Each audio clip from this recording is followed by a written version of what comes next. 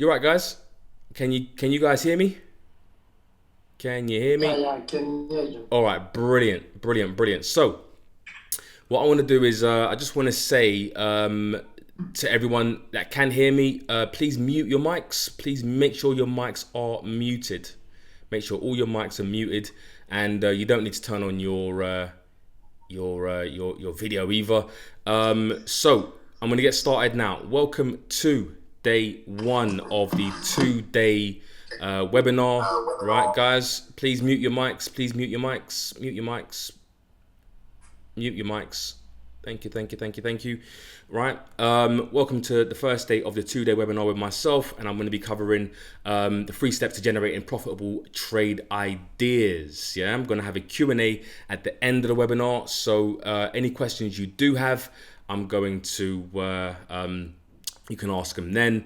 I will do a bit of a learning check as well, so at the end of each slide, because there are a bit of kind of complex fundamentals that I'm trying to simplify, and not everyone's going to follow, probably due to language barriers, etc. So from that perspective, I'm going to try to make sure that everyone is following along, at least the majority of people are following along after a certain period of time, after we've covered a certain step. And any questions you do have, please type it in the chat box, and I'll try and just recover it just in case, and make sure you're all following. So day one is with me today right now, which we're going to get started in a sec.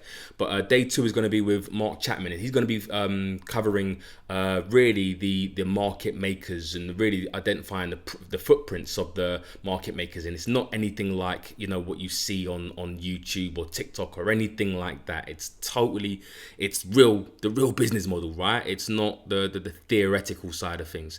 And I do have Mark here with me. Mark, if you want to unmute your mic and give them a little bit about what they'll be getting tomorrow as well. Hello, guys. How you Yep, doing? can hear Just you. let me know if you guys can hear me. Okay, Yep. is that coming through all Yeah, right it's there? coming through fine. Yeah, everyone's saying yes. Super good. 67 people on the call. That's awesome. Welcome everybody. And yeah, as Leon said, Oh, Mark, you just dropped off. Can you hear me? there we go. I'm Yeah, back. yeah, there Am we I go. back? Yeah, you're back. Yeah. Hi guys. Sorry about that. Yeah. So just to sort of give you a little bit of a brief intro before you guys get going. Tomorrow I'll be holding a class on the footprints of the market whales and how you can learn to see where they are in the markets and how you can position yourself to trade alongside them. Today is all about the fundamentals, and Leon's going to go over the 3 steps for generating profitable trade ideas. It's massively helpful, even if you do understand institutional trading strategies, to still have a fundamental bias, to then go onto a chart with an idea of where you want to be trading in terms of directional bias, prior to then deploying those institutional strategies in the market. It makes a great trader a super trader. So I hope you enjoy today's session. Tomorrow's session will be with me, 8 p.m. London, exactly the same time. And we'll be going over essentially how you can see the big money liquidity providers, essentially the market makers. I'm going to be talking about, before being able to see them, you've got to understand how to interpret order flow in the market, actual order flow, not footprint charts or the various types of trading software out there that supposedly shows you order flow on your trading platform. Quite the opposite. This is the purest version of it, how to actually understand the mechanics of price action. And then once you've sort of got the grasp of that, I'm going to be introducing you to the idea that the market is indeed an auction. And from there, we can then learn to understand and see where the big market makers, liquidity providers are positioned in the markets. And I'm going to actually show you their number one footprint. So I'll look forward to seeing you guys tomorrow. Have a great session today. Yeah, I'll see you guys tomorrow. Enjoy tonight. Yeah, thanks, Mark. Much appreciated. Much appreciated. And yeah, guys. So let's get started because I know many of you, depending on where you are in the world, it's probably late. I had a few people message me saying that it's like 2, 3 in the morning and stuff like that. So I'll try and get this fly through it, but in a sense of like I said, no man left behind, or at least the majority of you anyway can follow along. Right. So. First things first, again, for those of you who have just come in, please ensure that your mics are off, remain off, and that you don't, turn on your video. Yeah, we'll just keep it like that. And yeah, any questions, we'll leave them either to the end or whenever we come to maybe the end of a certain section, and I'll ask if there's anything that you are not understanding, and I'll try and go over it again, right? So hopefully I should cover this within the next hour or so, and then maybe the Q&A might last a little longer. But anyways, let's get into it. So please note as well, it's not necessary to know everything about fundamental analysis. We can literally go down the rabbit hole when it comes to fundamental analysis. There's so many things to learn, and it's not important to know everything about everything, right? What I'm trying to do is I'm going to get you to the place where you literally just focus on what is the most important to make your trading decisions, as well as what really moves the market. Yeah, that is what is the most important thing. Yeah, so we're going to eliminate the noise, ignore the distractions, and really focus on what the central banks, the financial institutions, institutional flow, what they're mainly focused on. Yeah, and what they are focused on overall. Yeah, so let's get into it. Hi everyone. So is this how you trade fundamental analysis? Fundamental analysis is really touted online as going to Forex Factory and looking at news releases and then buying and selling based off of whether it was expected or whether it wasn't expected, right? And so that is not fundamental analysis. That is not how to trade fundamental analysis. I think probably maybe 99% of videos, and by the way, I've been around for a little while. I've probably watched all of the videos. I say all of the videos, but that's a bit of an exaggeration, but I've watched many of the videos that you guys have watched on YouTube back in the day, and I have a little browse on YouTube from every now and then to see if the quality has changed. And to be fair, from when I started trading back in 2012, 2013, nothing's really changed apart from maybe technical strategies, and technical strategies are a dime a dozen, right? But this is not how you trade fundamental analysis. If it was, we'd all be trillionaires, right? Anybody can buy and sell, good news and bad news, but we're all here, right? We all understand that there's obviously more to it than just doing this. No matter what someone on YouTube says, this isn't necessarily fundamental analysis trading. But what is really identifying currency divergences and differentials. It's really important that you understand this concept, yeah? So currencies, as we know, pretty much currency trading 101 is currencies are traded in pairs. But how it's not viewed, or what people may not know, or maybe just kind of disregard, is that in fact it is a straight one-on-one fight, yeah? Sorry. It's a straight one-on-one fight. So, it's really about which currency is appreciating or strong versus a currency that is weak or depreciating. Yeah. And what we want to do in currency when we're developing a trade idea is look for divergences or differentials. So divergence really is to, in case your English isn't the greatest, it's really to understand that divergence is where I guess currencies are moving or extending in different directions.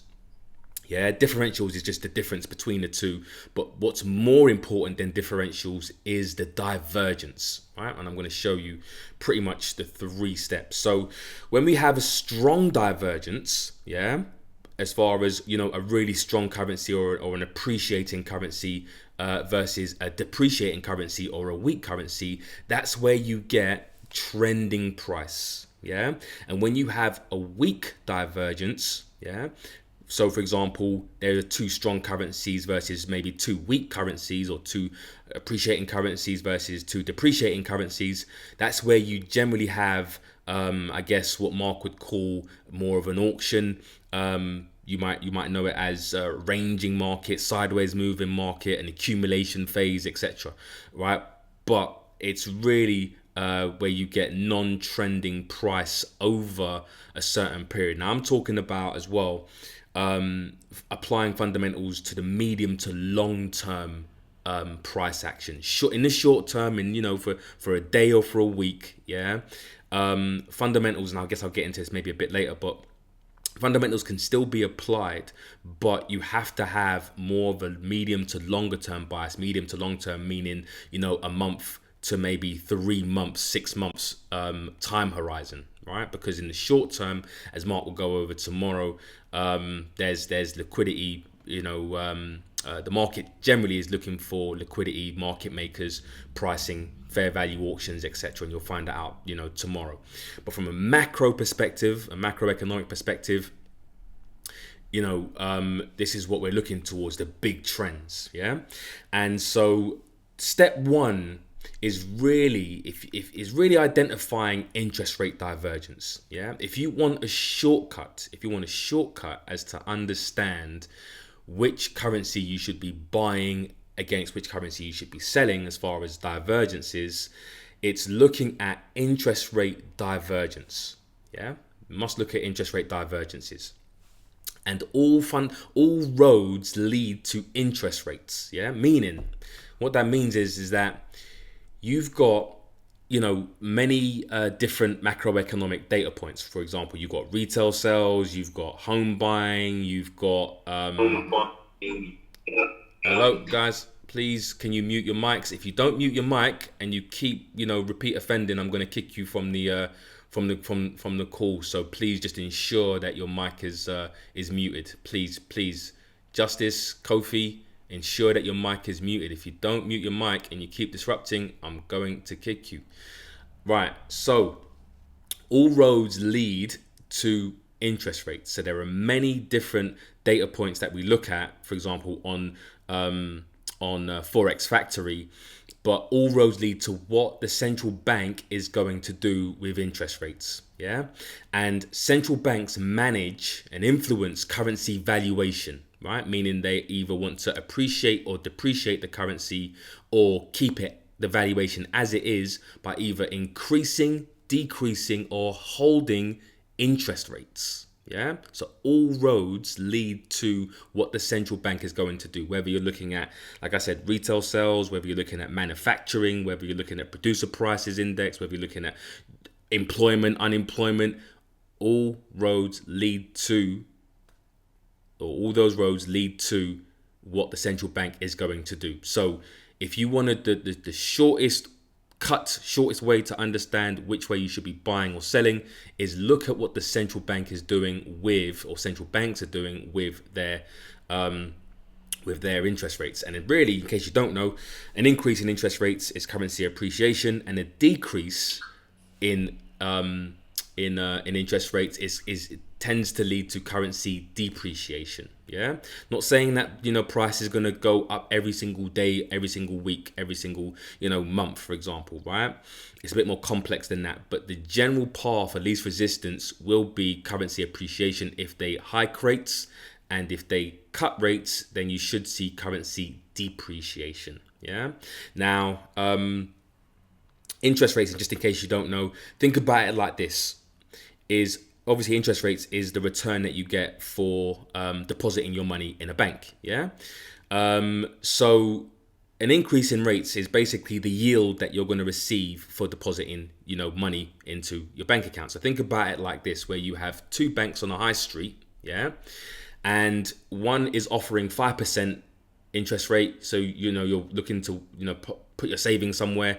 One is offering 5%, one is offering 1%. Everyone's going to go to where they're going to get the most yield, right? The most return on their money. So the demand for the higher rate, in simple terms, will cause, demand, which demand will cause currency appreciation.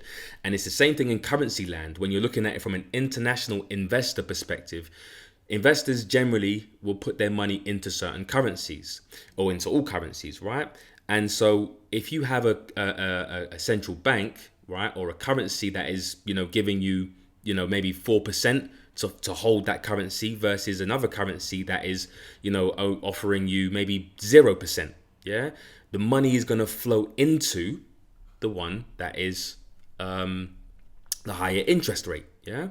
So again, the shortcut is really to listen or to read central bank statements and news articles to determine what central banks are likely to do with interest rates, yeah, whether they're likely to hike, hold, or cut. So raise interest rates, cut interest rates, or cut interest rates, right? So that's the shortcut of it all, yeah. But you might be thinking, well, what determines the central bank's decision to hike, hold, or cut rates? How do we get ahead of the central banks? How do we know when they're going to do it or when they're likely to do it?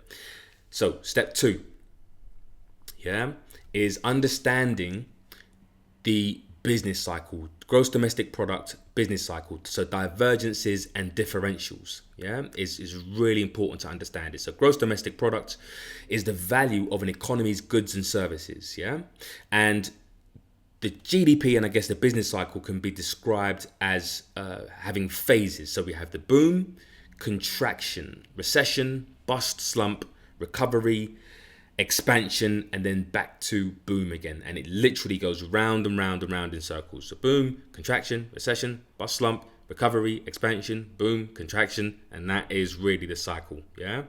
And it's important to understand that in the recovery or expansion or boom phase of the business cycle, yeah, business and currency demand increases. So look at it like this. If you're, again, an international investor, yeah, and you want to invest in certain economies, and you've got certain businesses that you want to set up, for example, and you're thinking, well, should I go to Europe or should I go to the UK? Yeah. Now, the UK have got, we're in maybe the expansion or the boom phase, right? There's lots of demand, there's growth there, businesses are growing, etc., etc. My people are spending money, people are borrowing, lending, etc., right? The economy is doing really, really good. Versus setting up, for example, in Europe, where they're maybe heading into a recession, right? Where they're heading into a recession, where people are not spending money, businesses are going bust, and there's not too much going on, right? We all know what recessions and bust slump, feels like, right? We went through it just with, COVID in 2020, right? So where are you likely to place your money? And I guess it's a rhetorical question, but it's going to be, everyone's going to flood into the economy where you've got growth, yeah? And that creates not only business demand, but it creates currency demand, because in order to do business in that currency, yeah, you're going to have to buy it, right? You're going to have to buy that currency.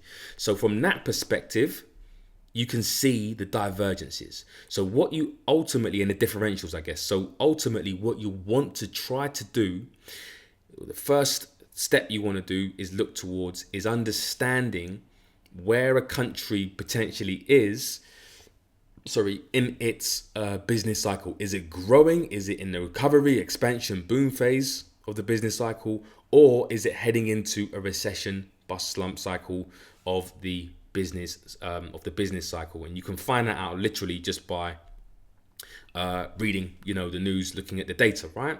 So GDP, business cycle, divergences. Yeah. So remember this: central banks typically increase interest rates during the recovery, expansion, and the boom phases of the economic cycle. Yeah. And central banks will typically decrease interest rates during contraction, recession, bust, slump phases of the economic cycle. So when we're talking about, again, divergences or differentials, yeah, once we know where an economy is, yeah, then we kind of have a clue as to what the central bank is typically going to do, whether they're going to hold or hike, yeah, when the economy is doing really good, or in that recovery expansion phase, and they're likely to potentially cut rates during, economic downturns, contractions, bust or slump phases, right? So many of you obviously, would have obviously been paying attention to COVID, right? But how many of you, were paying attention to what the central bank was doing, during that time in 2020 in March, and what central banks did with interest rates? Yeah, the central banks all around the world started to cut interest rates. Yeah. So just as a rule of thumb, yeah, meaning that just what typically happens, we know if the central bank or the economy is heading into a recession, yeah, potentially they generally want to cut rates, and if an economy is expanding or in the recovery or the boom phase, then central banks will typically increase interest rates. So you can look for, again, the divergence, right? So GDP, business cycle divergence differentials. That is what we need to do in a really kind of simplified form. Yeah. Is everyone following along? Yeah. If the majority of you are following along, then I will continue on. If there's maybe one or two that are not, unfortunately, I'm going to have to just continue.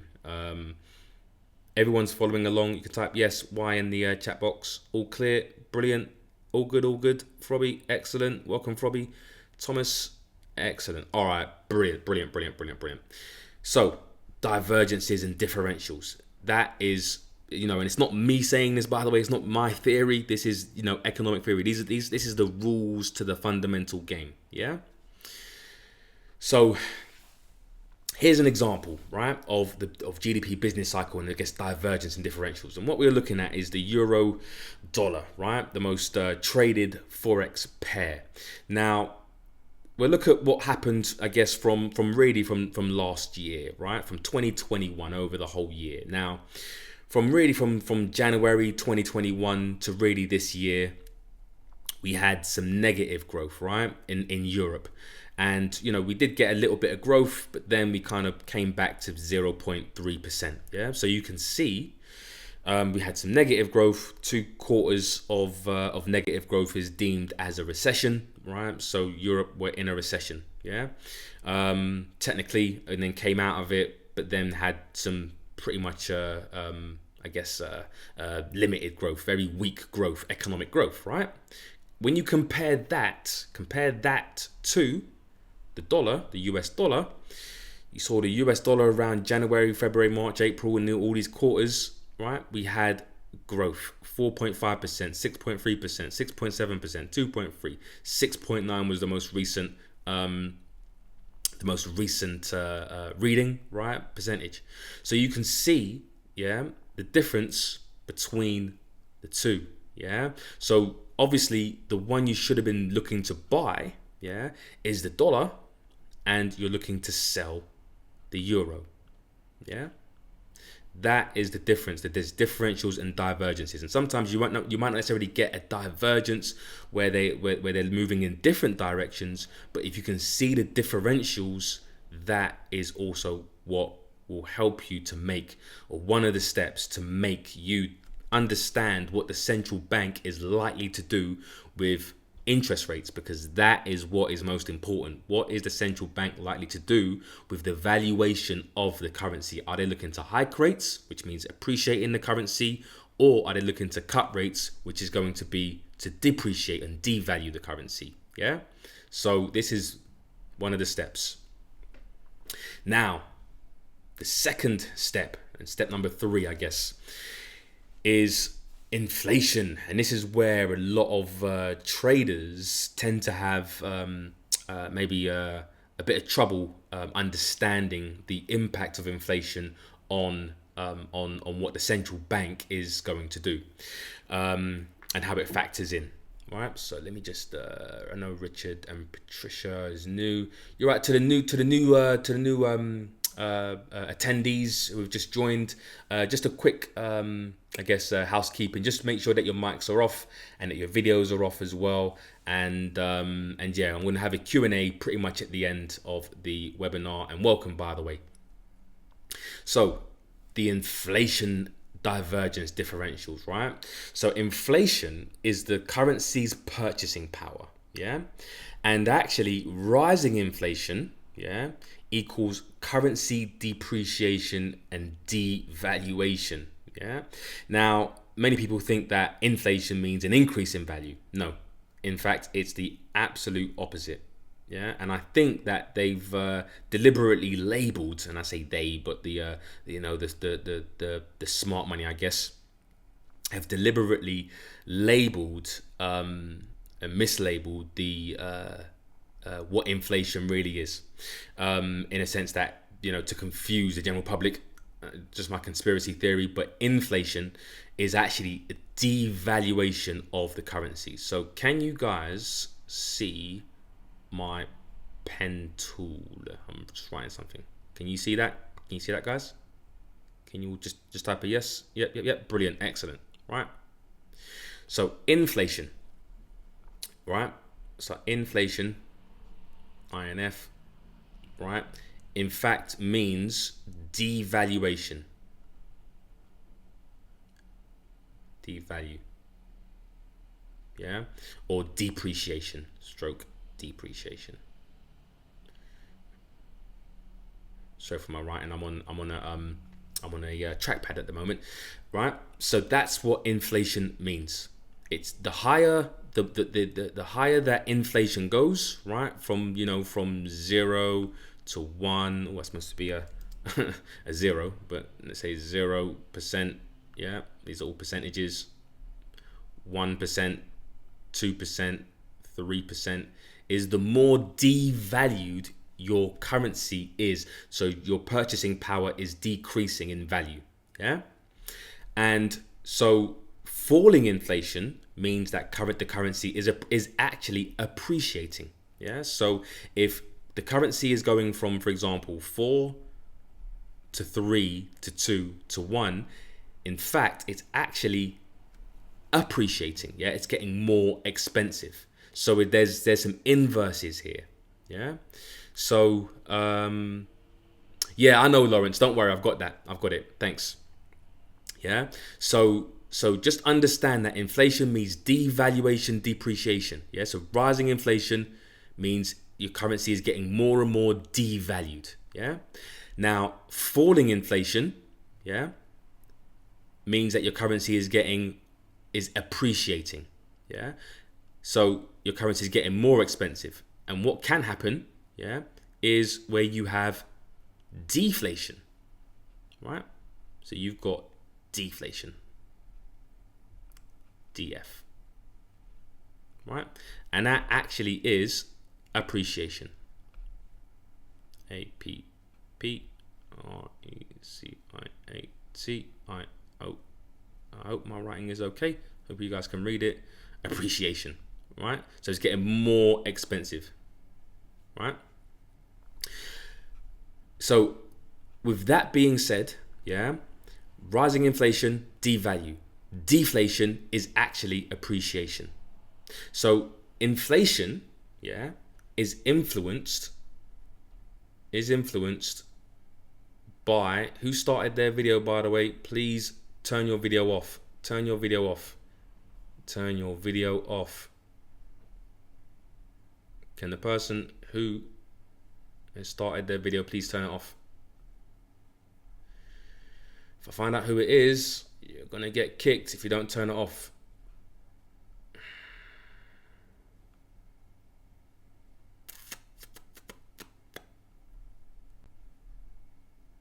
Right. Sorry guys, 1 second.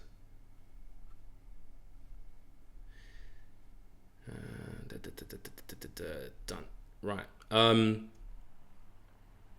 Right. So, with that being said, just disturbing the flow of the webinar. Right.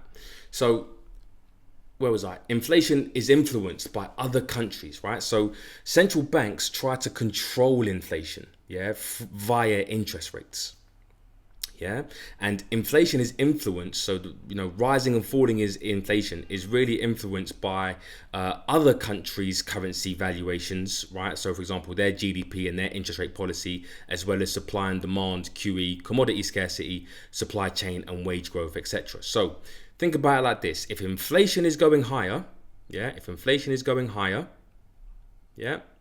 what does the central bank have to do to interest rates? So if that's inflation and this is interest rates,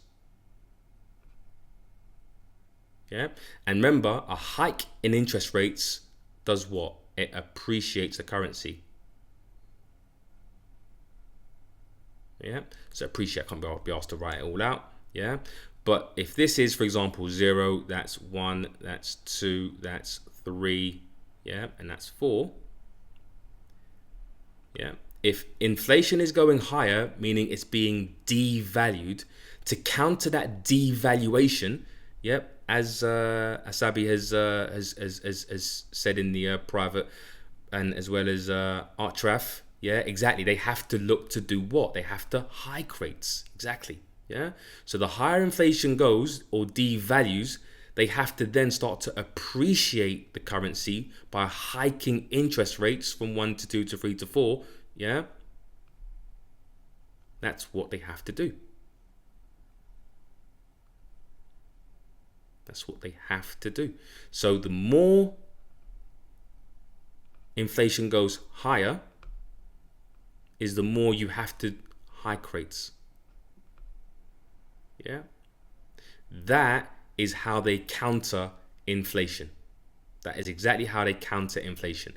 And it's the same thing when you have deflation, so appreciation, they have to actually end up cutting rates to devalue the currency. Everyone following? Everyone following so far? Yep. Brilliant. Everyone following? Brilliant. Fantastic.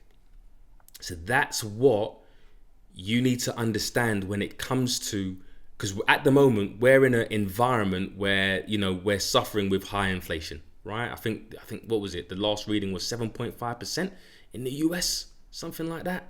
It's crazy. So as you guys know, what is the Federal Reserve looking to do with with interest rates? Everyone knows this, right? They're looking to hike interest rates. It's no mystery.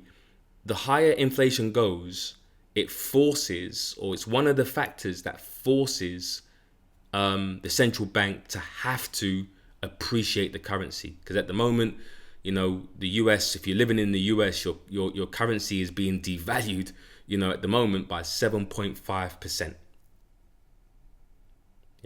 So these again this is the rules to the game, guys. This is not, some, Leon making it up or whatever it is. This is what the banks look at. They look at GDP and they look at inflation, right? So here, in fact, let me give you a bit of a question, because many people do get this wrong in their understanding.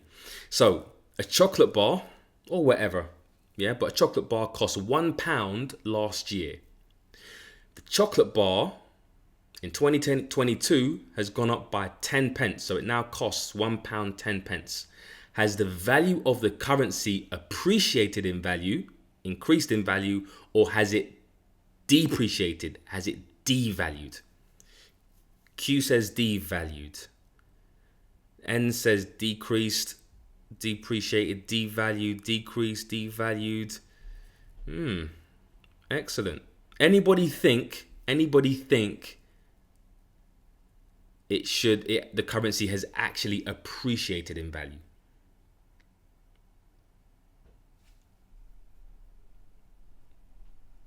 Everyone says pretty much devalued. Brilliant, guys. Brilliant. Excellent. So you're not understanding this. Excellent. Welcome, Ken.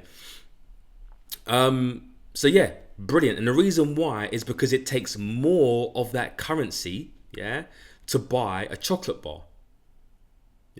If it only cost you £1, but now it costs you £1 10, it's taking more of those pounds to buy the same chocolate bar. So in fact, your currency is being devalued. That's exactly it. Yeah. And you can get into things like, hyperinflation. Yeah. Lax says, only understanding because you're explaining it so well. Did not before. Oh, brilliant, Lax. Thank you. Thank you very much. Yeah. Brilliant. Excellent. So this is what inflation is. Yeah. This is what inflation means. Devalue, depreciation. Yeah. And on the other end, just to go over it quickly, if this is interest rate hikes, yeah, these are hikes because you're increasing, you're going from 1 to 2, 2 to 3, 3 to 4.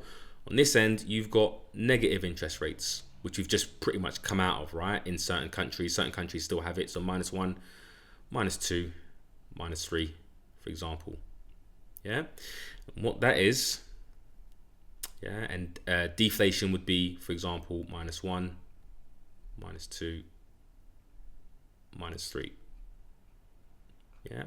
And remember, deflation is currency appreciation. So as the currency gets more expensive and appreciates, remember, cuts, if this is an appreciation, cuts mean devalue or a depreciation, right?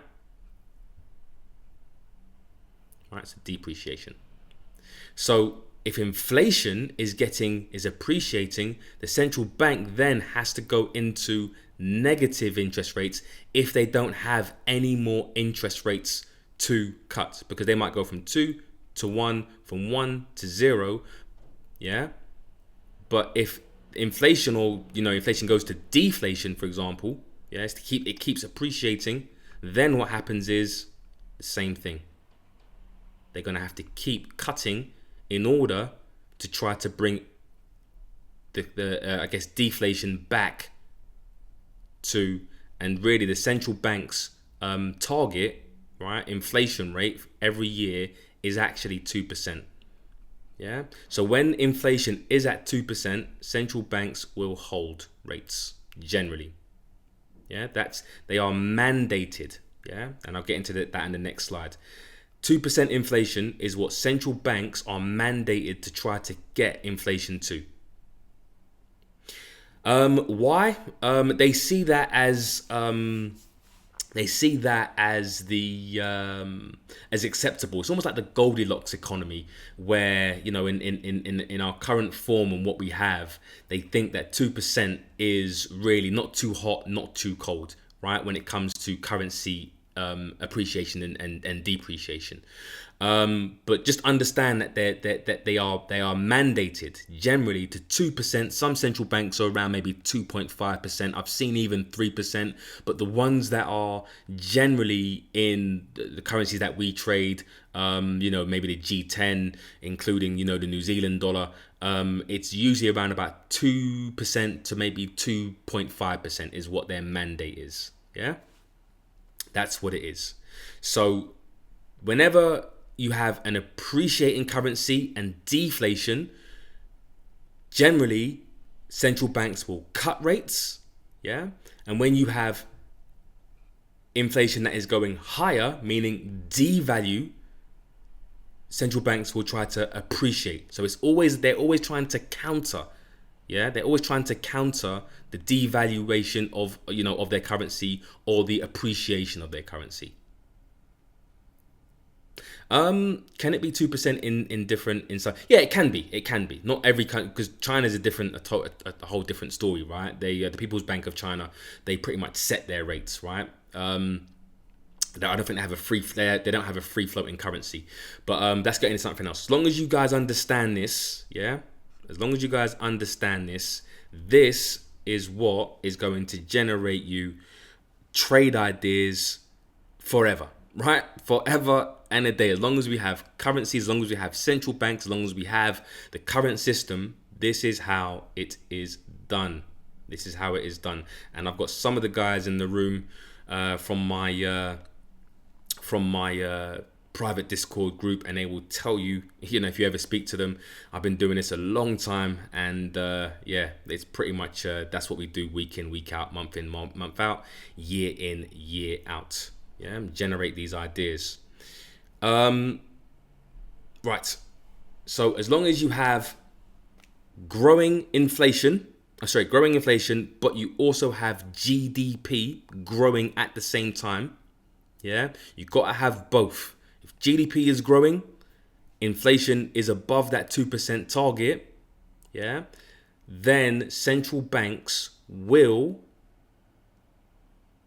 typically hike rates.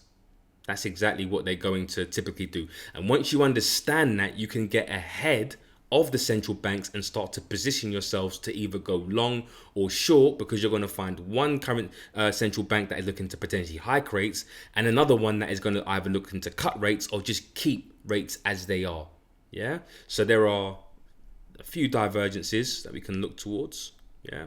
So you want to buy the currency that is hiking rates versus one that is holding rates, and preferably one that is cutting rates, because there's a gap there. There's a differential there between a hike and a hold, and an even bigger gap between a hike and a cut. Yeah. And that's when you see, hiking, holding, cutting. Yeah.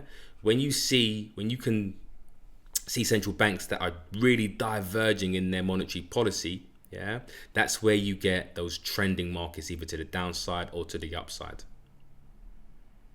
Yeah, depending on which is the base or the quote currency. So again, we're going to do a bit of a learning check for everyone. One sec, I'll clear all the drawings. You're right, Dan, just mute your mic or I'll mute it for you. Thanks, Dan. Welcome, by the way. So again, the rules to the game. Here are the rules to the game. The central bank has an inflation target of 2%, right? So they're mandated. Yeah. They're mandated. That's the line in the sand. This is the target, I guess. Yeah, so 2% target. By the way, if you don't believe me on any of this, you can always Google it, right? Google is your friend. Right, so that's the target, 2%. Now, if inflation is above the 2% target, yeah, and trending away from their 2% target, you will have, a rate rise, a rate hike. Yeah. And if you have inflation that is above the 2% target but trending towards their target, they generally will hold rates. Central banks, yeah, they don't like to really mess with interest rates. They don't like it because it can have, and hiking, hold, and cutting rates can have positive effects on the economy, but it can also have negative effects if they get it wrong, if they hike too much or if they cut too much. Yeah, because of borrowing and lending, spending, etc. Yeah, so I give an example. Imagine if interest rates, were like at 10% right now. How would that affect your business? How would that affect, borrowing and lending? If, in interest rates were at 10-15% right now. It'd kill you, right? You know what I mean? It'd be too much, right? Exactly. It's bad. That's exactly it, Q. Bad for GDP, right? So it's not that they don't want to, they don't like to hike or cut. In fact, they would prefer to hold. Yeah, they would prefer to hold, and they really kind of hike or cut rates, when they are really kind of forced to.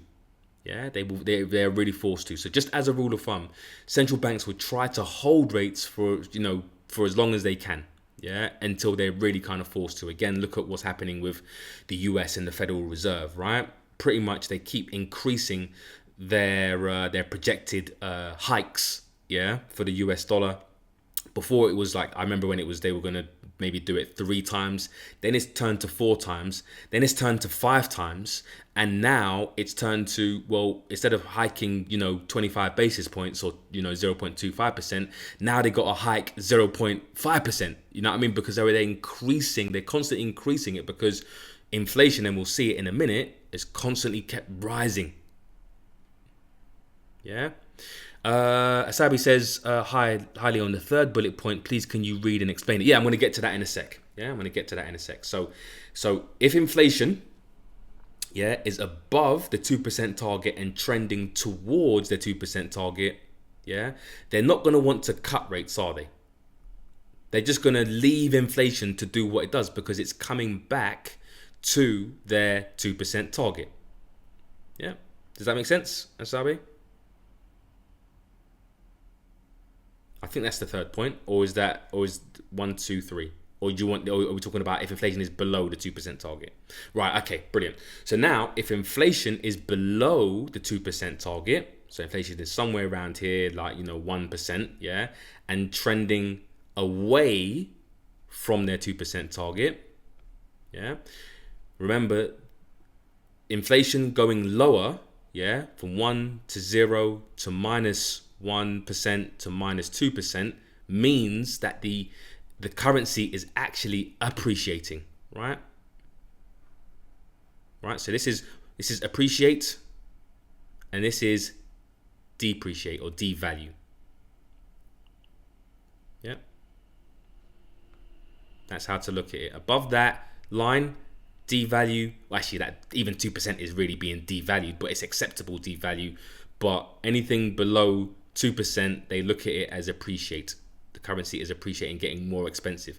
So if the currency is already, inflation is already below the 2% and trending away, it's appreciating, and they're not reaching their 2% target, which means that they have to cut rates, and cutting rates means they have to devalue the currency.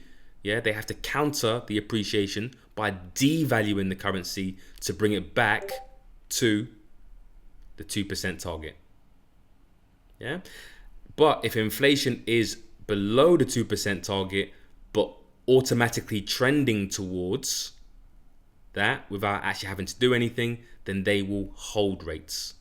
There's no need for them to hike rates when prices are below it, right? And they don't want to cut rates because inflation is already trending towards it. And like I said before, central banks don't want to, tinker with interest rates, with their own interest rates, because it can hurt the economy. So they'd rather let it naturally get to where they want it to get to. Yeah. So these are the rules to the game. And if you understand this is evergreen.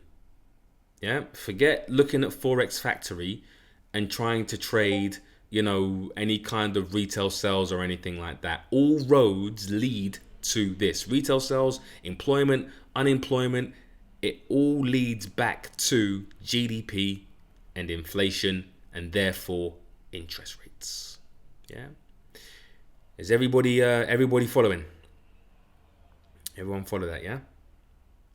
Thato says, Leon, can inflation of a country, you just went off, country be affected by the global economy? Yes, it can. It can. For example, you've got supply chain problems, right? You've got scarcity. And like, you've got commodity prices that do affect inflation. Yeah, but it's not right now. I'm trying to keep things as simple as possible. Yeah, we're trying to definitely keep things as simple as possible. But the answer is yes. Yeah, inflation of a country can be affected by the global economy, depending on where they're located and who their trade partners are. Yeah, I just give a quick example of that. For example, Australia, right? So China are the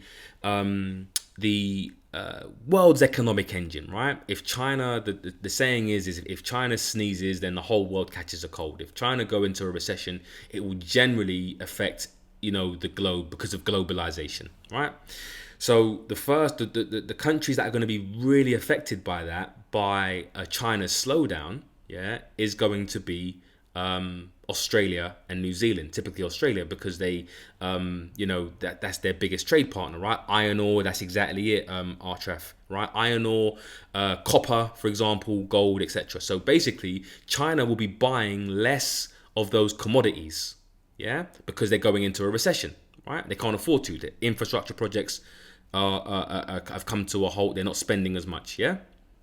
So if Australia then are selling less to China, then that's going to affect not only their GDP, but it can affect inflation, because commodity prices are included, I guess, with inflation readings. Yeah, so it can affect it either directly or indirectly, also depending on where you are in the world. Yeah. So yeah, that is that. So let's move on, and I'm glad everybody is following. Brilliant, excellent, excellent, excellent. Right, so here we go. Here we are with inflation divergence, I guess, differentials, right? And again, euro dollar. Yeah. So let's go into the euro dollar. So you can see, hopefully you guys can see the. 1 second. Let me just change the color of this pen tool to. I'll do it red. Excellent. Right. So this was last year, right? So for the whole of 2021, beginning of 2022. Yeah. Now, remember I said that the mandate for the central bank is 2%. 2%. 2%. Yeah. When prices are above 2%, yeah, and trending away from that, then it's one of the things that can force a central bank to want to hike rates. Of course, we must remember GDP. GDP must support a rate hike. So you have to have GDP growing at the same time. Yeah. So in the US, around April, you had inflation at 4.2%. Crazy, pretty much double their mandate, right? Whereas in April, yeah, of 2021, sorry, I said 2022, didn't I? Yeah, so April of 2021, yeah, is 4.2% in the US. Europe was 1.6 in April. So again, what do you think? Who was under more pressure to hike rates? Which country was under pressure? Here we go. You're a clever lot. Yep, you're getting it. Yep, exactly. The US, right? The US were more under pressure in order to hike rates than Europe. Europe were pretty much looking to hold rates. So understanding that, yeah, the path of least resistance, if you actually look, and the same thing, continued on, right? So the same thing continued on for generally, July, August, and even though price inflation did go higher in Europe and it's going higher pretty much everywhere in the world, look at the numbers, right? Look at the numbers. You've got 4.95, 5.1, whereas you've got 7%. So which currency is being devalued more? Is it Europe or is it the US? Who's suffering with the most devaluation of their currency? That's exactly it. So which central bank is likely, as we know, the central bank that is likely to act first when it comes to hiking rates? Exactly, the Fed are more aggressive. Simple. Yeah, the Fed are more aggressive. Yeah, that is it. So with that being said, over the year, right, we can look back over the year and we can see where the path of least resistance was. So again, just quickly, do you think, if we're looking at the year, right, we're looking at the whole year, right, of the euro dollar without looking at the chart, no cheating, yeah, right? Do you think the euro dollar went up or do you think the euro dollar went down over the year? Leah says down. Oh, Q says up. Euro dollar, right? So euro dollar pair. Yeah. Euro dollar, just make sure. Yeah. If we're looking at the euro dollar over 1 year, because we can see 1 year's worth of data here and here, where do you think the euro dollar went? The euro dollar, by the way. I'm seeing up, I'm seeing down. Well, why would you buy the euro over the dollar if we just established that the Fed are more aggressive in hiking rates? What is hiking rates? Hiking rates is appreciating, right? Appreciating the currency. Right, there we are.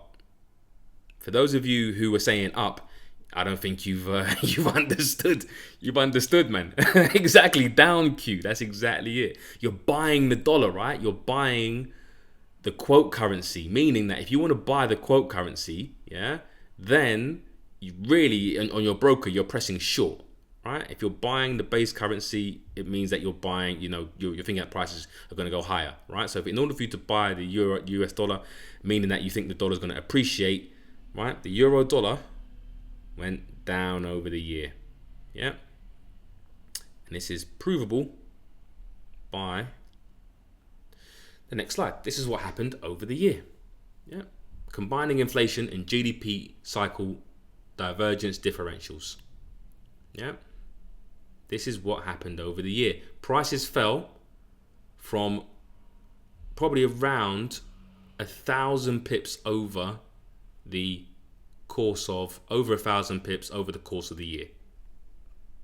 Yeah, the path of least resistance was to the downside. Yeah, we had a moment where prices went up, but overall, the trend was to the downside. Yeah, predictable, and many of the guys, in the group will attest to this. We were going short on the euro dollar last year. No longs. No longs. I didn't take one long euro dollar trade. Mercedes, welcome, but keep your mic muted, please. So that is pretty much what happened. Yeah, light bulb moment. How many of you are getting that light bulb moment? Yeah, we'll do it again, right? We'll do it on another pair. Yeah, again, last year. So combining inflation and GDP cycle divergence differentials, and we do it on the dollar yen. The sun is in your eyes. It's still a bit confusing. Well, what? I can't really ask. Unfortunately, is it Mr. Sean? Why is it confusing? What is it? Because I did ask if everyone was following along, and everyone was saying yep, and then all of a sudden now there's a bit of confusion. What is it that's confusing? That's confusing you. If it's easy for you to speak, then turn your mic on. The PEM, Mr. Sean. I can't pronounce your first name. I don't want to butcher your name. Is it Amo Gelang, Sean? All right, let me go back. Just for anyone who's confused. Yeah? Just for anyone who's confused. So, inflation, remember, is devaluation. Right? So inflation is devaluation. Yeah? Devaluation. Interest rates combat devaluation, or try to combat devaluation, yeah? Because by hiking rates, you are appreciating and you're creating demand for the currency. Yeah, so ION. Right, so a hike in rates or a rise in rates.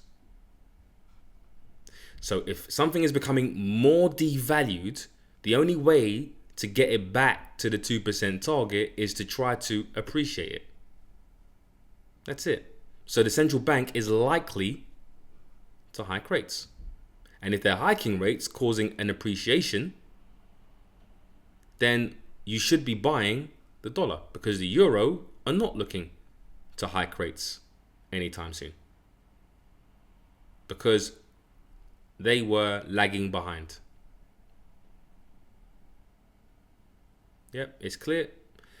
The rising inflation in the US meant devalued currency. That's why it was confusing. The rising inflation in the US meant a devalued currency. Yes, and that's exactly why Asabi.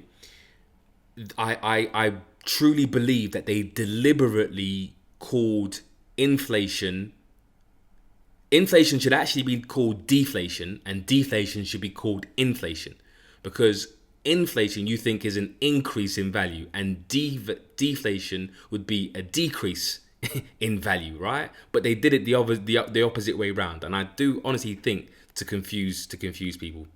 If inflation for the US is still going, one second. So Mr. Sean said, if inflation for the US is still going down, wouldn't it mean that the US is weak? Okay, so you're just let's focus on what I'm saying right now, because nobody's talking about inflation going down, right? I'm giving you an example of inflation rising. Yeah, so understand what I'm saying right now. Don't let your mind wander anywhere else. You need to focus on what's going on right now, right in front of you. Yeah. So if you don't understand this, then how can you ask a totally opposite question? You have to just focus on what's going on now. You understand inflation is devaluation. And in order to combat devaluation, to stop the devaluation of your currency, you need to try to appreciate it.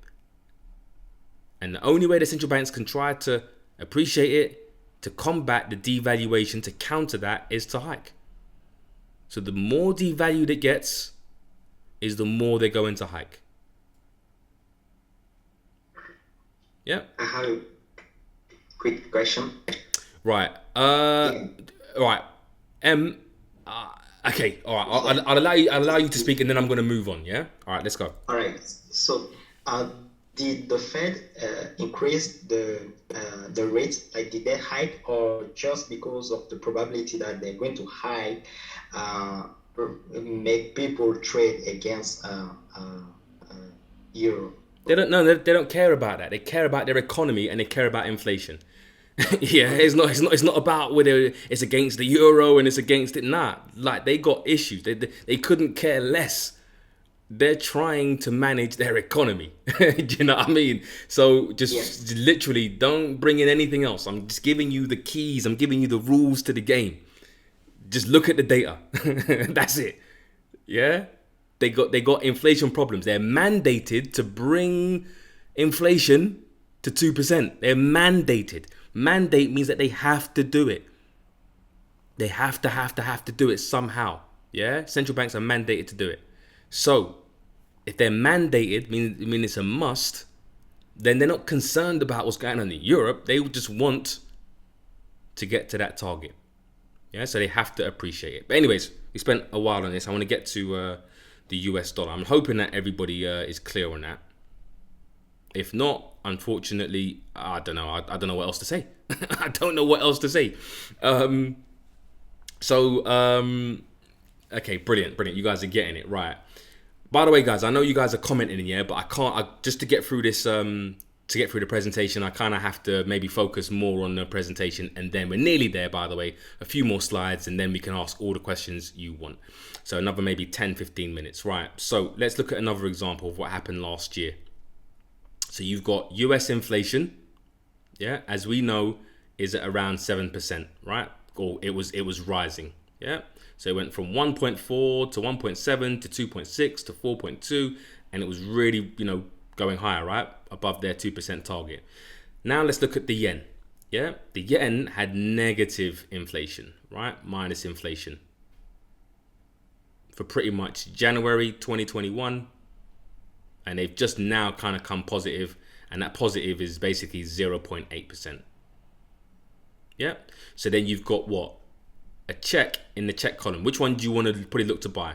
You want to look to buy the US dollar, right? You're definitely looking to buy, because the central bank, the Bank of Japan, yeah, is not going to do anything with interest rates. They're doing absolutely nothing with interest rates because they don't have to. Yeah, they shouldn't. As we said, if this is their 2% target, yeah, and inflation is below their 2% target, which it was like in the negative. This is like negative whatever it is. Yeah, and prices are trending towards their 2% target, they hold. And that's basically what they were doing. They just literally held rates. Whereas the Federal Reserve are looking to hike rates. Look at the economy. And then let me zoom in, I guess, a bit, because I know it's a bit small. Yeah, so let's look at,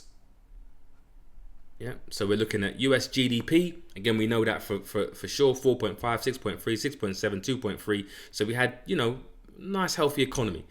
Let's compare that to, Japan, negative, tepid growth, negative, right? With the last, couple of readings. So they weren't doing too great.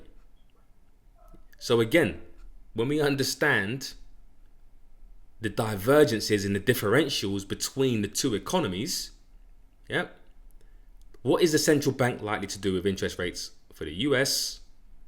It's likely to, obviously we know that for a fact, is hike rates Japan, hold rates, right? Hike rates, hold rates. So we're just gathering evidence, yeah? So there's a differential, there's a divergence there, right? Remember I was saying about divergence is you've got divergence at hike, hold, or cut. The best trade is basically, hikes versus cuts, but there's still a divergence between hikes and holds, yeah? So understanding this, yeah, what do you think, in what direction do you think the dollar yen went last year? Higher or lower on a price chart? Up, higher, long. Everybody's getting it right. That's exactly it. Brilliant. Higher. Yep. Brilliant, guys. Excellent. And if you look at this, remember this is a year's data. This is all a year's data. Yeah. Fundamentally, this is what happened. Yeah, over the year. It went from pretty much 102.50 all the way up to 115s. So that's literally around about, maybe 1,300 pips. Yeah. So that is it. Yeah. So combining those cycles, right, and the differentials and the divergences. Yeah. So just to round off now, because I've been doing this for an hour and I wanted to keep this, around about an hour and a half or so, hour 45. So combine inflation and GDP cycle divergences and differentials with leading and lagging monetary policies. A leading and lagging monetary policy. Yeah. Now, one of the things you must also look towards divergences as well as leading and lagging policy. I don't know why I can't say lagging properly. Anyways, so with leading and lagging, monetary policy, let me just explain this. So this is from ING Bank. ING Bank do central bank. They're forecasting what the central bank possibly may do. By looking at GDP and inflation, as well as some other things as well. But generally, all roads lead back to these two. Now, one of the things you want to do is you want to look to see who is looking to hike first. So who is hiking first? Right. So who's first to hike? Who's second to hike? Who's first? Who's third, last? And compared to who's last to hike. So who's hiking first compared to who's last? Oh, that's right. That was meant to be a T. Sorry about that. And you want to buy the currency, or I generally buy the currency who is hiking first, because what is hiking? Hiking is appreciating versus the currency that is not looking to hike at all.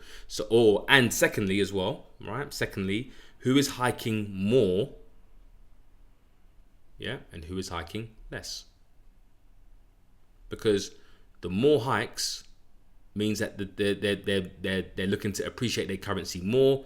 The less hikes that they're projected to do in the year means that they're not looking to hike as much. They're not looking to appreciate their currency as much.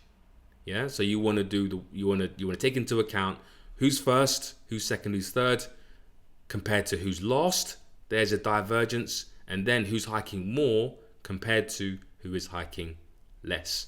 And this situation and this, I guess, this graph is basically just showing you, for example, for 2022, right? 2022, the quarters right here, what they expect the central banks to do. So again, Federal Reserve looking to hike once, twice, 3 times, 4 times, 5 times this year, compared to what Europe, who generally, I think now this has kind of changed.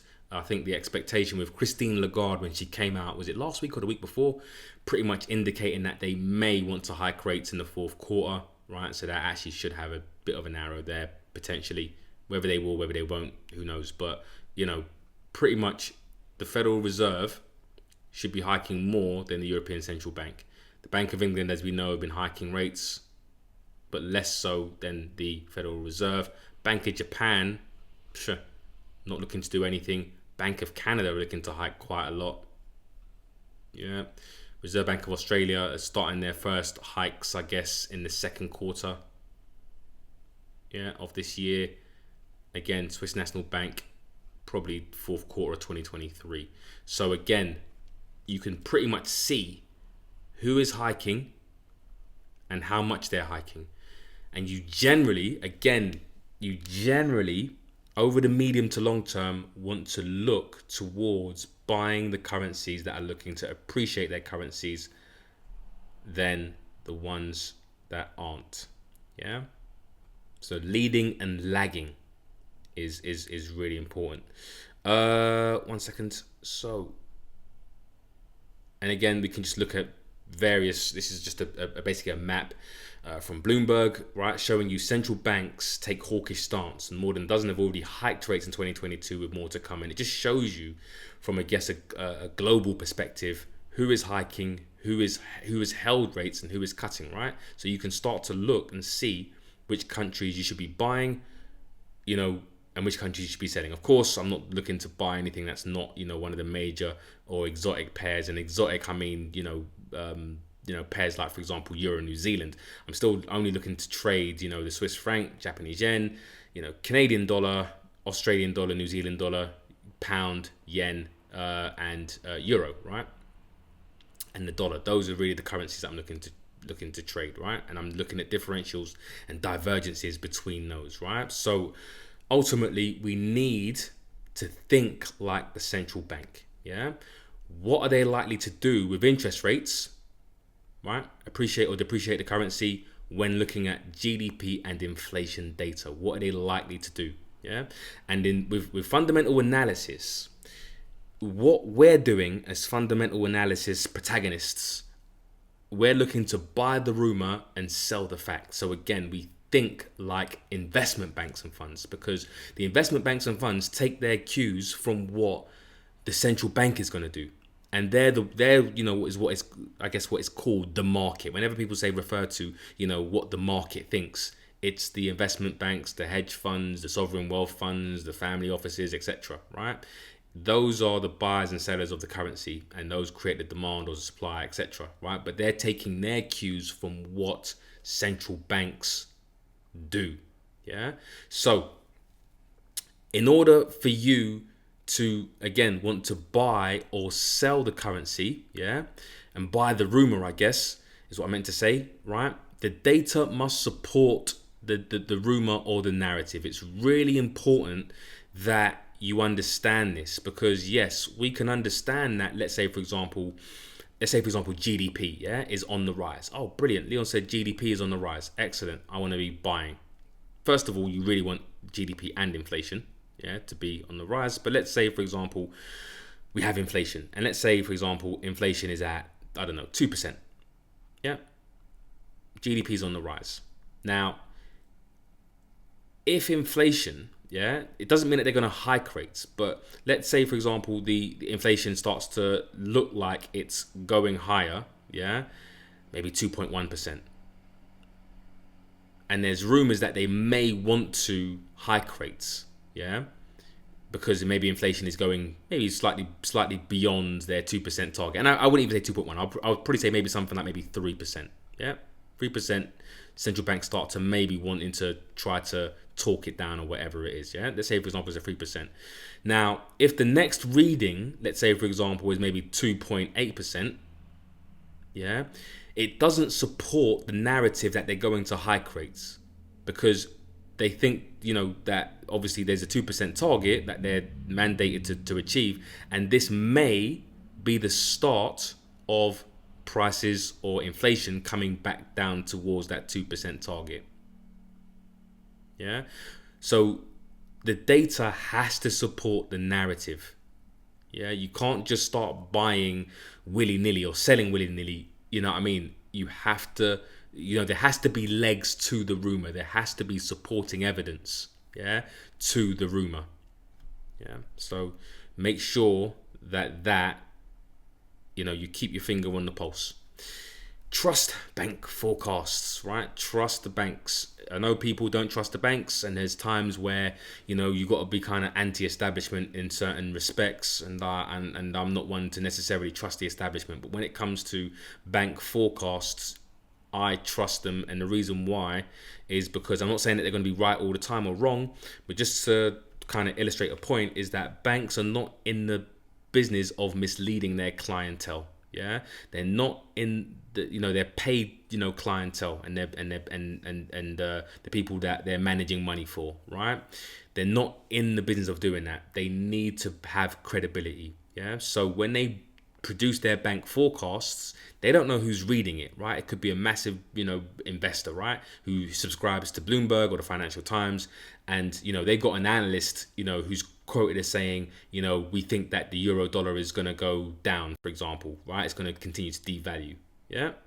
Now, they could basically make decisions, their clientele or a potential client could make decisions based off of what they're saying, right? So they're not trying to be wrong, because if they're wrong more often than they're right, yeah, then they're going to lose all credibility and they're going to get money. So trust bank forecasts. Yeah, I'm not saying that the forecast today, yeah, because again, as I'm going to remind you and repeatedly remind you, this is medium to long term trading. Yeah, this is medium to long term trading. In the short term for this week, who knows what price is going to do? Mark is going to show you basically how the market makers work in the short term and how to really kind of trade short term, yeah, as well as medium to long term as well. But from the perspective of trying to predict where price is going to go in the short term, yeah, is really a bit of a fool's game if you don't understand the market makers model. Right, I can tell you that now. And I've traded. I've probably bought a whole load of courses. I've probably spent I spent maybe 15, maybe 20 grand on indicators in the past, right, when I was learning. And I can tell you something. I can tell you now, right? God is my witness. Right, it is just it's technical analysis. If you don't know, I guess order flow, market maker stuff, you're just going to be lost in the wilderness. Anyways, trust the banks. Combine fundamental divergence trade ideas with higher time frame zones. So we always look at it from a macro perspective, yeah, from the bigger picture. So the best zones, whatever technical strategy you're trading, yeah, look at it from the higher time frame perspective, whether you're trading supply and demand, whether you're trading support and resistance. Daily zones, daily levels are really where you want to have that perspective. Yeah. 5 minute levels, 1 minute zones, these 1 hour zones and levels are just not going to cut it. You really need to look at it from a bigger perspective. And that's not to say that you shouldn't trade the lower time frames, of course. But let's say what ultimately what you want to do and what we do at Trading 180 is understand basically, we're looking at daily zones first of all, right? That's a demand zone, for example. Prices might come up, so we do our fundamental analysis. We understand that price has been coming up, whatever it is. This is an area of value, and then from a daily perspective, and then we look to or a weekly perspective, and then we go down into the lower time frames and look for our trade entries and trade setups, whether it's stop hunting, catch pain relief, or just daily supply and demand zone setups. Yeah, so you can go into the lower time frames when you're looking for entries and micro levels, but overall what you want to do is have that daily and look for daily and weekly zones, whatever your technical strategy is currently. The market marches to the drum of its own beat, not yours. So what do I mean by that? I mean that the market works in its own time. Yeah, just because you're trying to pass a prop firm challenge, or because you need to make money, today, this week, or even this month, yeah, it doesn't, the market doesn't care. It doesn't care what you want to do and what your targets are. Yeah, generally, yeah, the market, I don't want to get too much into it, but how the banks and financial institutions have to do the business model between institutions and market makers, yeah, it takes time for them to fill their orders, right? So banks, institutions may take at least a week, a month, 2-3 months to fill their orders before prices may go higher, right? So again, I'm not really trying to get into technicals around it, but just understand that fundamentally we want to be buyers. That might be maybe a week or two of trading. Yeah. Now, many people will say, "Well, Leon said to buy the euro dollar or sell the euro dollar, and it's been going sideways for the past week or two." That's not our concern. Eventually, it will go higher or lower. But what has to happen in more of the short term is more of the auction phase. Yeah, the buying and selling. Yeah, of euros. Liquidity has to be got. Yeah, iceberg orders, etc. has to be accumulated, and banks don't have the luxury of being able to fill their orders just in one click, right? Like retail traders, we just buy here and then that's it. Brilliant. But they have to accumulate. They have to be able to buy in over a period of time. So fundamentals, and as I say, medium to long term, you've seen the euro dollar, right? You saw the euro dollar go down. You saw the dollar yen go up. Were there periods in that euro dollar downtrend where you might have had a week or two, or even a month or two, of prices rising? Of course you would have, yeah. But overall, the path of least resistance was to the downside. In the same way that the yen was going sideways for maybe periods of time before going higher, maybe even went lower. But generally, the path of least resistance was to the upside. Yeah. So in the short term, it's really about understanding, value, and the market marching really to the beat of its own drum, not yours. You can't put a time frame on when these things are going to happen, but trust me, they will. Right? They will. So other fundamental trade ideas do include convergence and risk sentiment. I'm not going to get into that in this one. Maybe in another webinar. Maybe not. It depends, but the guys definitely who are in the group will know about convergence and risk sentiment ideas. We just really kind of focused on divergence ideas. And also as well, finally, just quickly as well, don't get married to Forex pairs. Really and truly, your Forex pairs that you trade should be dictated to you by the fundamental analysis and looking for that trade idea, right? Looking for the divergences or the differentials in monetary policy, whether a central bank is hiking rates, another one is cutting rates, or whether you've got leading and lagging monetary policy. That's where you're looking to trade. Because that's where hopefully where prices should go, either to the upside or to the downside. If you're trading two currencies where the central banks are looking to hold rates, then who knows where prices may go? I don't know. You know what I mean? In the medium to long term.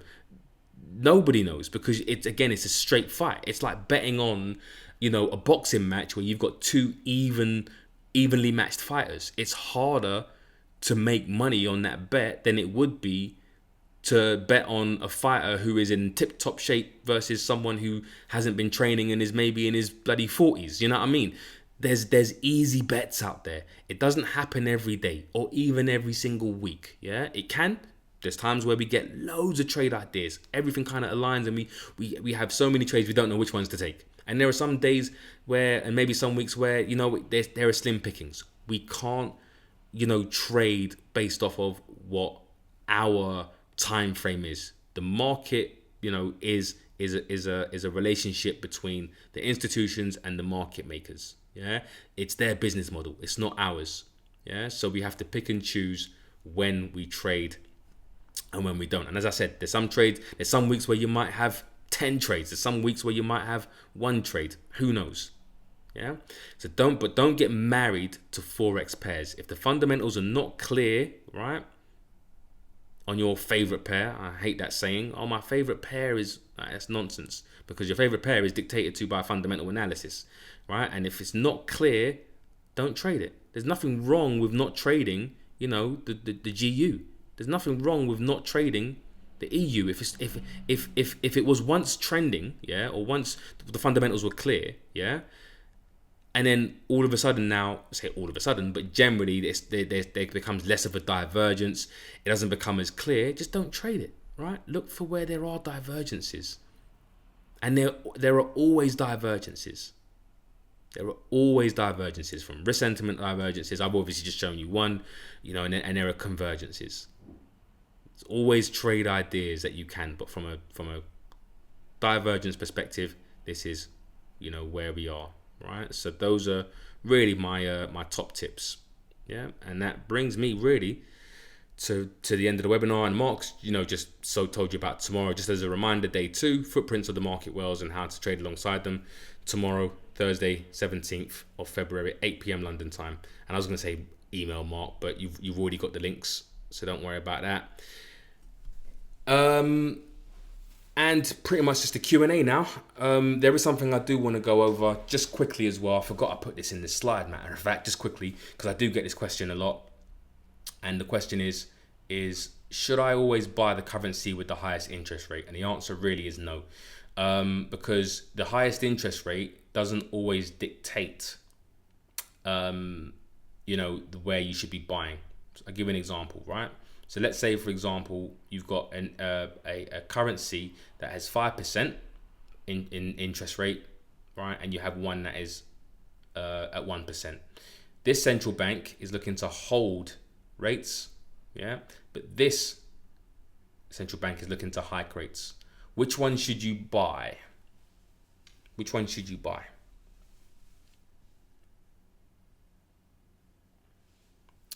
Which bank should you buy? Bank A or Bank B? B. Oh, someone said A. Someone said A. A few people said A now. Oh, you should really be buying B, right? Anyone who said B is correct. Because what's known about the valuation of this currency? The central bank are not looking to do anything. They're not looking to appreciate or depreciate their currency, right? They're looking to hold rates. They're comfortable with where it is. Whereas this currency or this central bank are looking to hike rates from 1 to 1.5, maybe to 2 to 2.5. So these guys are actually appreciating their currency, whereas these guys are not. So by default, you will have the valuation. You will have, if this is obviously, this might be, the euro, for example, and that might be the dollar. Yeah. So if you're buying euro dollar, EU, yeah, and this is what happens, then you want to buy Europe. You want to buy the one with the lowest interest rate, because they're looking to hike rates and they're looking to appreciate their currency, whereas the one with the higher interest rate actually isn't. They're looking to hold rates. So there's a tip right there. There's a massive tip right there. A lot of traders get that wrong. In fact, I'd probably say, again, 99%. I haven't seen not one trader, not like I'm looking online or anything like that, but they don't tell you that. Yeah, they don't tell you that. I'll tell you that now. It's true. Anyways, and the second one before we get into the Q&A is, and I'll do the Q&A for maybe another, maybe about 15 minutes or so. Right, so can I apply fundamentals to the 5-minute chart? Yes, of course you can. But, and I think I probably alluded to this earlier, or actually I said it earlier, is understand where you are on a price chart. Apply the higher time frames. Yeah, you must look at the higher time frame levels, higher time frame zones, yeah, in order for you to trade in the 5 minutes. Because what you're ultimately doing, again, like I said, if you're coming down to maybe a daily or a weekly demand zone, then fine, brilliant. You can trade the 5 minute in there, right? Zoom down into that zone, but you have to look for higher time frame levels, because those are the ones that are going to be traded the most. So, all right, that brings me to the end of the webinar. I'll do a quick 15 minutes and I've got a few questions. I will start with Lloyd. Lloyd says, can you please show us how you prepare fundamental analysis spreadsheet? I will say that not in this webinar.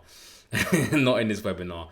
But the fundamental analysis spreadsheet is really for the guys in the group, and I think I might be doing them a bit of a disservice if I do. You know what I mean? It's a bit of a trade secret, so unfortunately not. How do we combine inflation and interest rates to GDP when they are contradictory? How do we combine inflation and interest rates to GDP? Well, first of all, you that's not the way to look at it, because interest rates are dictated by GDP and inflation. Almost like you have to look at it like this. Yeah. As I said, all roads at the beginning, I don't know if you was there at the beginning, right? To answer that question, but all roads lead to interest rates. So that's the most important, right? And then below that, you've got inflation and GDP. GDP. Yeah. So this is like the king. This is like where all roads will lead. This is the final destination. What the central bank would do with currencies, either appreciate or depreciate or devalue, right? That's basically what we're talking about. So depending on what happens here and here, inflation and GDP will determine what central banks do with interest rates. And that's all I'm concerned with, right? If GDP is growing and inflation is above the 2% target and trending away from that 2% target as far as trending higher, then I know that the central bank is generally going to hike rates, so I want to be buying that currency. That's it. Yeah, that is it. I'm not trying to remix this and trying to look at what's going on with GDP, looking at inflation and interest rates. That doesn't make any sense. Why would I want to do that? So no worries, Chalky. Can you please open membership? No. Sabi, I'll think about it. I'll think about it. Rewatch the video. Okay. What banks that do analysis which we can trust somehow? That's from no. So pretty much all the banks. All right. I'll give you. You know what you should. If you go to one of the banks and one of the free websites that I use pretty much religiously is ING. Yeah, there are several. There was probably maybe around about 10, 11, 12 banks in the group that we look towards analysis wise. But I'll give you one of the free ones, and it's Think. THINK.ing.com, right? Lots of info there. Great analysis, and you know, that will definitely help you out with the forecasts, what's going on in the economy. You know, you can there's Bloomberg. You can, you know, I wouldn't say subscribe to that if it's not in your budget. You can if you want to. If they do like maybe a 3-month, you know, trial subscription for maybe like, you know, £10 or something like that, then definitely worth it. If you find it worth it. ING, yeah, the ING Bank, right? ING Bank. They're a Dutch bank. Great analysis. I'm just scrolling back through the questions.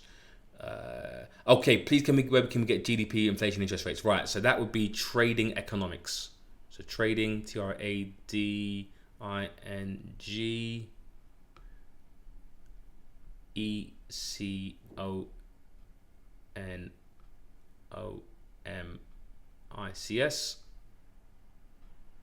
Right, to get all that data. Tradingeconomics.com is where I look towards for my data. Do you take into consideration the amount of loans with fixed and variable interest? Nah, don't do that. There's no reason to take into account loans and fixed. And as I said, I don't know if you was at the beginning, Oringo 1. Eliminate the noise, right? There's a lot of noise. There's a lot of distractions. Yeah, this presentation literally tells you what to focus on. Like, I wouldn't say there's nothing else. Yeah, there are some other things in here that you could, but you don't need them. This is what you need. Yeah, this is all you need. This is like, you know, keys to the kingdom, or this will definitely give you a great trading idea. There are, as I said, other trading ideas, of course there are, but this is one of them that will definitely set you straight. And if you can understand this, then you should be all right. Difference between GDP year on year and quarter on quarter. Year on year is measured obviously every year, quarter on quarter every quarter. You want to look at probably more focus on quarter, because that's where you will find out. It's a shorter time frame, first of all, and also two negative readings. Yeah, two negative readings of quarter on quarter. 2 quarters negative readings will equal a recession. Right, recession. I think ESS, recession. So it's better. It's you know, if you're gonna, I mean, you can focus on both, but the most important reading is the quarter on quarter.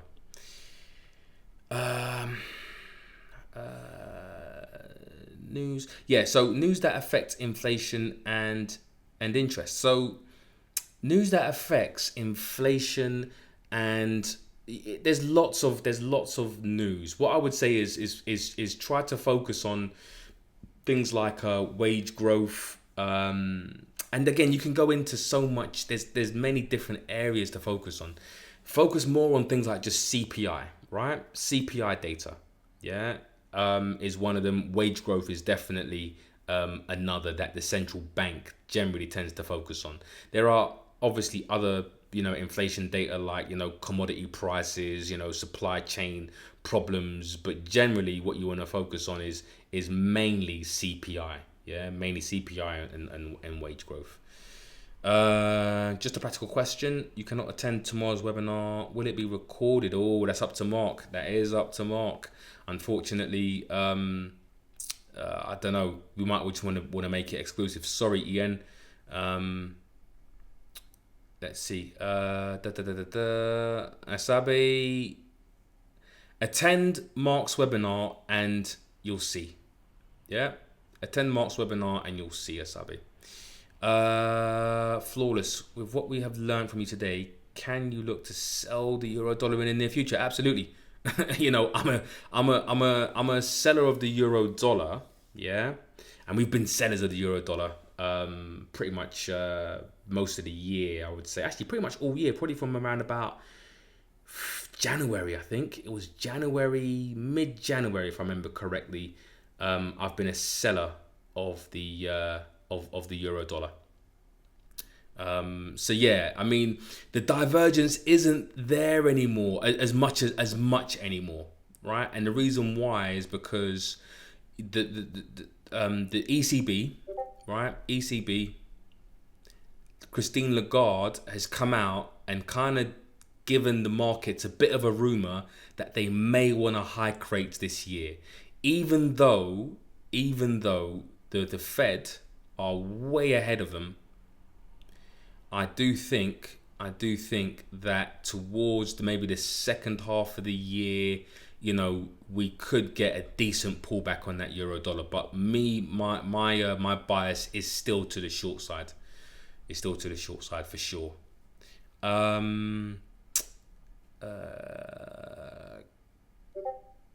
Right. I am still getting confused on how to identify economic cycle of a country.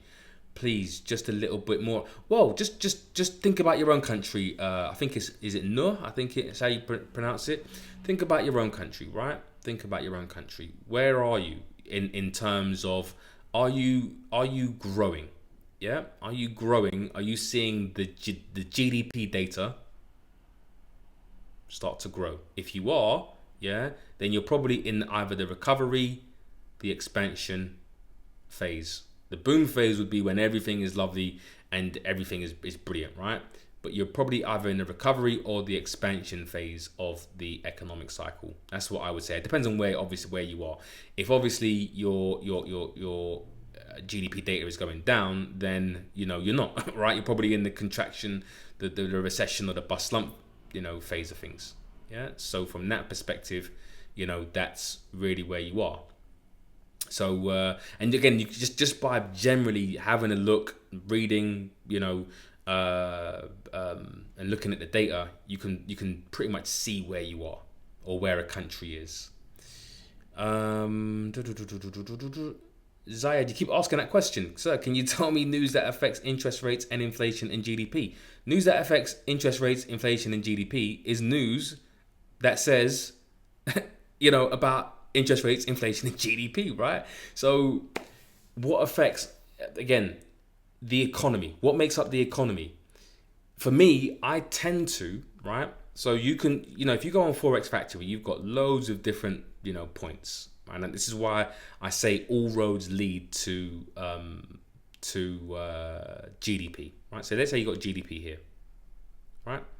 Now below GDP, you're gonna have all these other data points, yeah. Whether it's home building, whether it's manufacturing, whether it's retail, sales, da da da da da. You've got everything, yeah. All of these little data points, they all lead to GDP. Yeah, they all lead to GDP. Now, while I have a slight eye on that, that's fine to have, to just be aware of what's going on. But I filter out generally this noise. Yeah, I'm aware of certain things, of course, and every single tick that happens, you might get, maybe a bit bad data there, you might get good data there, right? So you might have 4, 5, 10 different data points that are great. You might have maybe 2 that are bad. But ultimately, I'm looking at this number. I'm looking at, did GDP grow or did GDP stall or did GDP shrink? That's what I'm looking at. Yeah, so I'm not really focused on, and I'm not saying that you shouldn't be focused on it. Of course, definitely be aware of what's going on. But all of these generally will add up to this. And also as well, again, the shortcut was understanding what the central bank is doing with interest rates. The central bank are basically the smartest guys in the room. And if you read their statement and they're saying that they're continuing to hike rates and they want to hike rates, yeah, it pretty much means that they think that GDP is going to continue to grow, right? That's the shortcut, because they're looking at GDP. Anything that you think you're being clever with in a sense that you think you're looking at something that no one else is looking at, the central bankers are looking at everything. They're taking into account every single data point. And they're saying in their statements, they're giving you the shortcut. They're saying, we've looked at the economy and we're hiking rates still. That should tell you everything you need to know. Yeah. So there is a cheat sheet there. You know what I mean? Looking at the central bank statement, but also as well, just looking at general GDP and inflation and looking at that data and where it's going.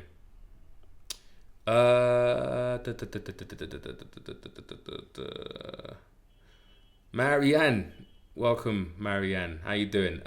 When should we start buying and selling? When the rumor appear or when the news is published? Well, they go hand in hand, don't they? Because you don't really get the rumor until you see, pay attention to certain news, right? And I guess the data.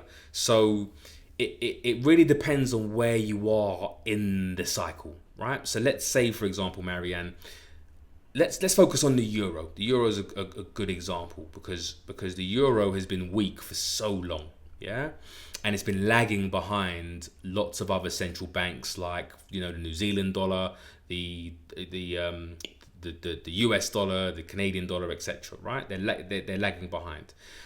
The rumor now has started to change, hasn't it?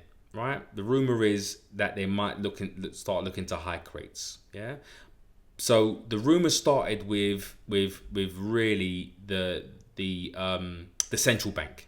Yeah, because they've looked at inflation. Yeah.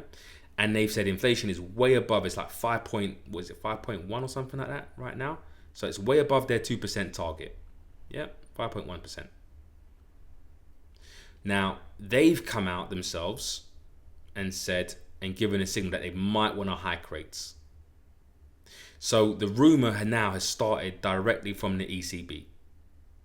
So then what will give this rumor legs? What will give it more credibility? If inflation is above there, what do you need to see as a trader to believe that they are likely to hike rates? What needs to happen? Exactly, guys. Exactly, Marianne. GDP data, right? Because the ECB are not going to hike if GDP is still flatlining. They need to see some good figures. So if you so the rumors started now, right? So you could price might come down to a level, right? And you could say, all right, then there's a demand zone, for example, on the Euro Swiss, right? Which is a pair that I'm definitely interested in buying right now. Yeah. prices have come down to a level, and the ECB have now turned around and said we need to see GDP data. Now, of course, I'm going to want to start to look to buy, right?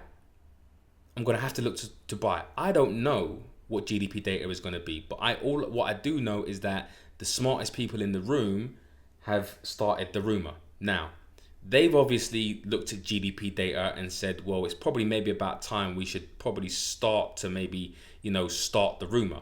Now, they don't know and I don't know. Nobody knows. There's no certainties. But what I can do is the rumor starts, I can start to scale in. Yeah, I can start to add a small position. Yeah, so buy the rumor. Yeah, buy the rumor. So I start to add in a small position as soon as the rumor starts.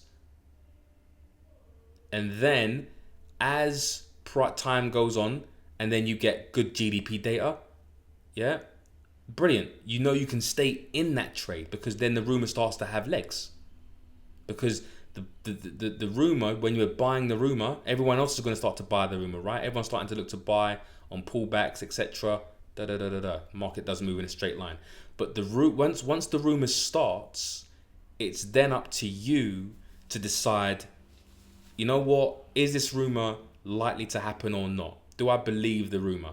And so if you start to believe the rumor, then why not just put on a small position, right? And then maybe once it starts to have legs, then you can start to maybe add a full position size on and start to trade it, with full positions. But it starts with a combination of things. So it starts from, the ECB. It can start with, the actual data itself, confirming that fact, or the data coming ahead of the ECB, because sometimes that happens as well, or central banks. The data can confirm what is happening in the economy, and then what you'll generally see is then central banks say, well, we looked at the data and we think that that's what it is, right? We're going to hike rates or cut rates, for example. So as long as the data, is getting better, then it can be a combination of things, whether it's data or whether it's, the actual ECB looking to, but that's where the rumor starts. But you won't know where the rumor starts unless you understand GDP, interest rates, or inflation, and the relationship between those three. So I've got to scroll up because there's a load of questions. Right, I'm going to stay on for another. I'll do another 10 minutes. I'll do 2 hours. Right, so let me just scroll up a bit. So I did answer Marianne. I hope that answered your question, Marianne. But Marianne, you're in. Yeah, I'll speak to you in a bit later. Ambrose, how long are your trades open for on average? I'm not getting into that, Ambrose, because it really doesn't matter what I do insofar as I swing trade, right? I swing trade, and that's what it is. We're talking about the fundamentals right now. How do you get the marks? Well, if you're here, then you should have the link, Ambrose, to in that same email to Mark's webinar. So in that same email that I sent, or Mark sent, I think he would have put in the webinar. If he hasn't, then you probably will get a link maybe tomorrow. You'll get an email tomorrow. Alex says, yes, that would be the best thing to do right now. Press conference. Yeah, press conferences can also start the rumor. But any example, the US had inflation higher than the euro, and the US did not hike rates. I don't know, but they're going to hike rates, right? They're going to hike rates. That's what it is, Alex. They're looking to hike rates this year. So the ECB are not looking to hike rates anytime soon. So again, that leading and lagging, right? So in the and again, we're buying the rumor that they will. Yeah, this is the rumor. So the rumor has already started. The rumor started a long time ago, way before you got into this before you got into this webinar, right? Me and the guys in our Discord room, right, we're shorting the euro. That's all we've been doing, is shorting the euro over the past year. So we've been buying the rumor way before the rumor started. Yeah, because now once everyone starts to buy the dollar when they start to hike rates, that's maybe where you want to sell the fact. But I don't want to get into that because that brings us into something else. In the US and JPY slides, what if US GDP was down? would you still go long dollar? Yes, of course not, Lex. Why would I want to go long the dollar if the GDP is down, right? You answered your own question. No need to. Why EU was in buy mode? I have no idea what that means. Sorry, Alex. Dan. Dan, you gotta watch your mouth, man. All right. I'm so sorry. Yeah, no worries. Did you wanna ask a question, Dan? No? Alright then, cool. Like, yeah, can you hear me? Yeah, I can hear you. All right. Like, I was so surprised, like, to see that the webinar is still on. Mm-hmm. But already, I have a question in mind. Alright, you know what? When did you join?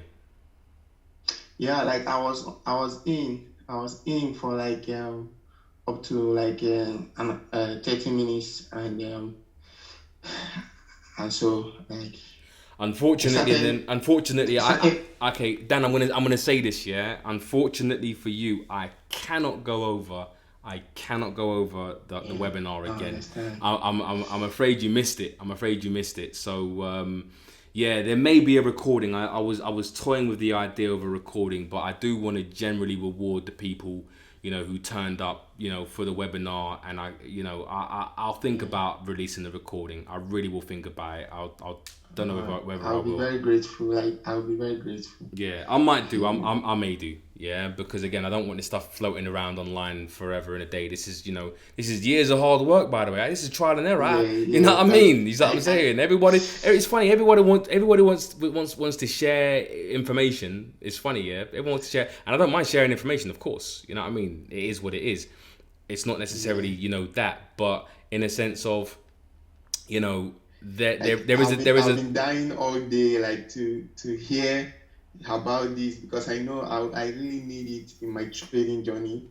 Like, I know it's going to help me fundamentally. Like, I've been having issue like grabbing the concept fundamentally, but there's a lot that goes into it. But trust me, this is really the basics. But thanks, Dan, and unfortunately you missed it. But I might release it a bit later. It depends. Let me get through the questions though quickly. 1 second. So Flawless says, please, do you think the Kiwi is a bargain now, fundamentally and technically to buy? Yes, I do. And again, I'm not giving you financial advice, please. I don't want to give you financial advice. I'm not saying anybody will go and buy now, but it is definitely a pair that I'm interested in. You have to be just careful of risk off. Yeah, risk off sentiment, because risk off sentiment is something that goes against commodity currencies and can strengthen safe haven currencies like the yen and the Swiss franc. Yeah, so just be careful of that. But I do think risk off sentiment is dissipating, and I think we're probably coming. We're in a bit more risk on mode. So I am looking for buy trades on that New Zealand dollar. Do you see euro going below? No, I don't. I don't see the euro dollar going below 1. Does fundamentals work for indices? Well, I only trade Forex, and I know it works for Forex. I have no idea what works for indices, unfortunately. GDP is lagging indicator. Again, I think when people say lagging indicator, like it's a bad thing. Of course, it lags simply because they have to collect the data, right? There's you think about the amount of information that you have to collect, yeah. But it being a lagging indicator doesn't stop and never stopped us from making money, right? It's all about understanding what is likely to happen is happening now, and what is likely to happen in the future, right? And yes, GDP might be technically a lagging data, I wouldn't say indicator, but it's a lagging data, but it's the most important. Yeah, it's the most important, one of the most important, things that you have to look at, right? So do you use other indicators leading to predict if GDP shall be positive or negative? I would say look at jobs. Jobs is generally a good indication. Jobs, employment, unemployment is a good indicator of whether the economy is doing well. So does retail? Noah says, does retail sales influence and affect? I have no idea. Favor, no idea whether retail sales data influence or affects CPI data. Japan economy depends so much on export. How this relate to the value of its currency? So exports generally help an economy. And let me just delete this, I guess. Exports help an economy because the more you sell, which is exports, yeah, rather than imports, should boost economic growth, right? So just think of your own pocket, yeah. If you're spending, yeah, more than your, I'll think of a business, I should say. So if you're spending more in your business, for example, wages, rent for the building, etc., equipment, then you are getting customers in, then you're going to be in what's known as a deficit, right? You're going to be in trouble, yeah. But if you're selling more than your overheads, then you're going to be making money. It's the same thing with imports and exports. So as long as exports, yeah, are more than imports, it's what's known as, I guess, Lord, my brain's gone blank. I think I'm just tired. It's called you've got surplus. That's it. Yes, trade surplus. Thank you. Thank you, whoever that was. Thank you. Like I said, I've been talking for 2 hours and my mind just went blank. Yeah, trade deficits and trade surplus, right? Trade deficits, trade surplus. So if you've got a trade surplus, I mean, most countries, apart from maybe Australia, I think it is, and New Zealand, generally have trade deficits. And I think maybe Canada might have a trade surplus, but I'm not too sure.